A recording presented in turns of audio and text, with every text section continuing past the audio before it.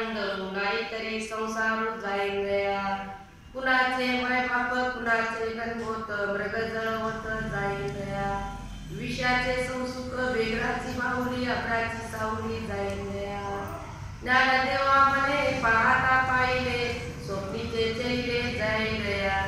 ह्या अभंगातून आपल्याला ज्ञानेश्वर महाराज काय सांगायले की या साथी आल्या म्हणजे आपण या साथीला आलो म्हणजे मनुष्य देह शरीराचे म्हणजे आपल्याला हे शरीर भेटलं की या साथी आल्या. आळवा सांगतो म्हणजे हे शरीर कशासाठी भेटलं? फक्त भगवंताच्या नामस्मरण चिंतनासाठी भेटलेलं म्हणते. काय देवाचं नाव घ्यायचं, देवाचं नामस्मरण करायचं आणि देवाला ओळखून घ्यायचं. काय ओळखून घ्यायचं? इथं जसं आहे तसं ओळखून घ्यायचं. आपला काय ओळखण्याचा प्रयत्न आहे तर आपला फक्त शरीराला मी म्हणालो, खोट्याला मी म्हणालो तर हे खोटं आहे शरीर. आपला बदल इतका आहे की आपण खऱ्या खोट्याचा आपल्याला निवाडा करायचा आहे संतांच्या संगतीत. आणि खऱ्या खोट्याचा काय निवाडा आहे ते म्हणजे ते शरीर खोटं आहे. आणि हे शरीर खोटं आहे ते शरीर कसं खोटं आहे हे 5 भूताचे हे आपलं काहीच नाही म्हणजे पाणी पृथ्वी पाणी अग्नी आकाश वारा हे 5चं शरीर आहे. मग या 5 गोष्टीला कळत आहे का म्हणणे? नाही कळत म्हणणे. या शरीराला काय करणार आहे म्हणजे 5लाच कळत नाही.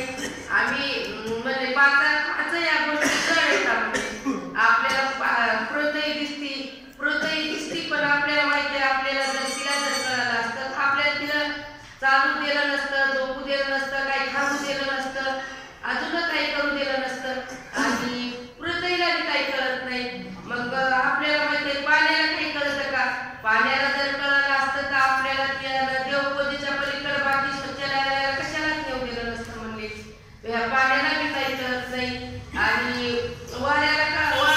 अग्नीला कळालं असतं तर अग्नीला आपल्याला दिव्याच्या पलीकडे काही सीता पेटू दिली नसती, आगाव स्वयंपाक करू दिला नसता, काही शिजवायचं काही करायचं म्हणलं आगावचं करू दिलं नसतं म्हणले.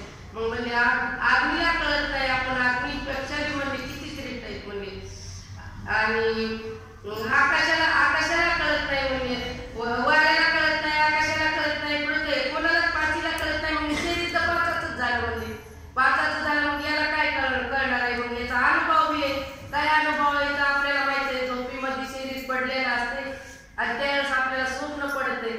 मग स्वप्न पडत आहे तर त्यावेळेस आपल्याला काय वाटतंय की स्वप्न पडलं. आपल्याला स्वप्न ज्यावेळेस पडतंय त्यावेळेस आपल्याला शरीराचा काहीच पत्ता नसते म्हणले. पण शरीराला काहीच कळत नाही. पण आपल्याला सकाळी उठून काय वाटतंय की ते शरीराच आपल्याला स्वप्न कळाले.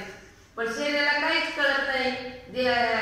साधू संतांच्या विचारानं आपल्याला आता थोडं लक्षात आले. संत सांगायले पटकू आपल्याला 3दा गेलं तरी तेच सांगते तर महाराज. काय सांगायचे तर की हे सांगा म्हणते तर तुम्हाला का बोलता येत नाही का?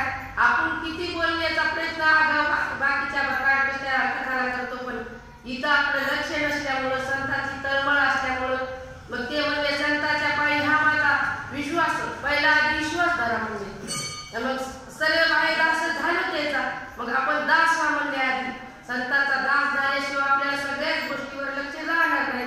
मग आपण दास म्हणत काय दास म्हणत आपल्याला जसे संत शब्द देते त्या शब्दावर आपल्याला त्याचा विचार आणि आनंद घेऊन त्याचा विचार करणे. सतत त्या विचारावर आपल्याला दर धरत त्याला काय सांगितलं? एक तत्व नाम धरधरी म्हण हरिशी करुणा येईल तुझी. त्या एका तत्वावर दर धरा. आज आपण या मंदिरात पाहतो एवढे मोठे संत इथं आहेत. सगळी पूजाची सगळ्याला वड आहे. सगळे सुखासाठीच वड करायले ना. सगळी वड कशासाठी आहे की आपल्याला सुख भेटा. आपण सुख कुठं मागायला काय मागायला हे बी आपल्याला विचार येईल का? कशाचं सुख मागायला की आपले मुलं बाळ सगळं सुखी व्हा, आपल्याला धन संपदा हे भेटा असं यांना सगळ्यांना म्हणजे आज्ञांच्या आपण संतांची संगत नाही केल्यामुळं असं आपल्याला वाटते.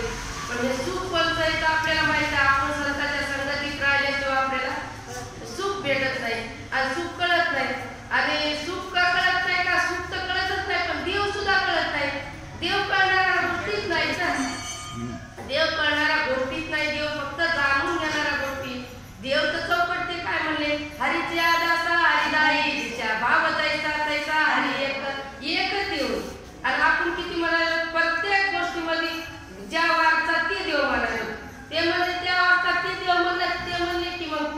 एक